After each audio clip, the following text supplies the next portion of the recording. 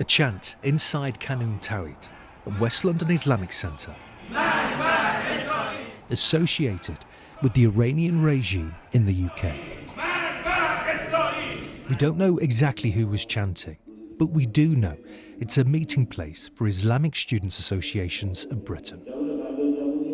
And for the first time, we see the speeches of Iranian Revolutionary Guard commanders they promoted to talk at online events. Violent Islamist extremism. Its purpose is to radicalise British students. We hear urgent calls for this to be made illegal. This cannot be allowed to continue. It is a risk to the stability of our country. Ali Khamenei, the supreme leader of the Iranian regime. And speak to those who say their lives are at risk. They've been threatening me. He says, I'm going to cut your neck. On the picture below, senior IRGC commander Hossein Yekta. Kasra Aarabi obtained these speeches. He investigates Iran's Islamic Revolutionary Guards, the IRGC, for the campaign group United Against Nuclear Iran. Hossein Yekta, commander of the IRGC's notorious plainclothes unit, which has committed gross human rights violations in Iran. And he examines its links to the UK. This event by the Islamic Students Association of Britain, hosted and moderated by Mohammad Hussein, the British citizen, talking to one of the most powerful and violent IRGC commanders. This is the only video Mohammad Hussein Atayeh appears in. Yekta had this message for UK students.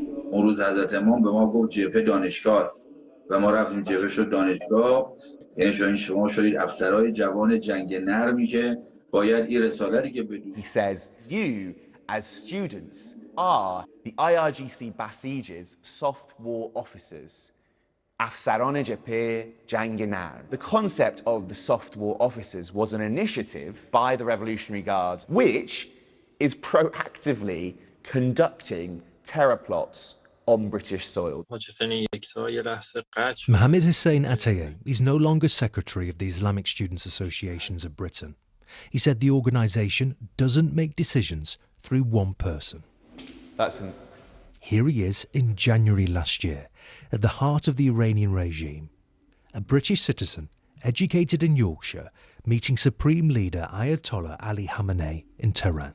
On the far right there, you have hardline Islamist cleric Kasra Aarabi.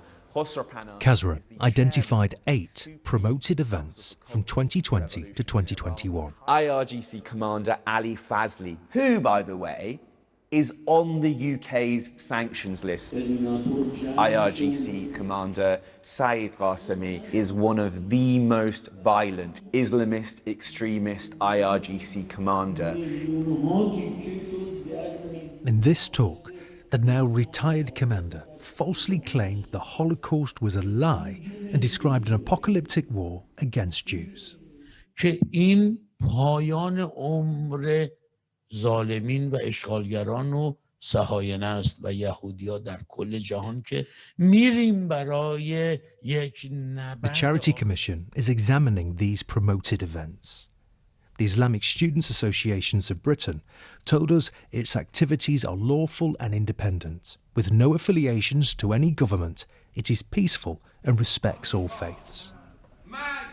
The Al Tawhid Charitable Trust, which runs this place, the Kanun Tawhid Centre, did not respond to our questions. It's a brazen act of radicalisation. I'm horrified.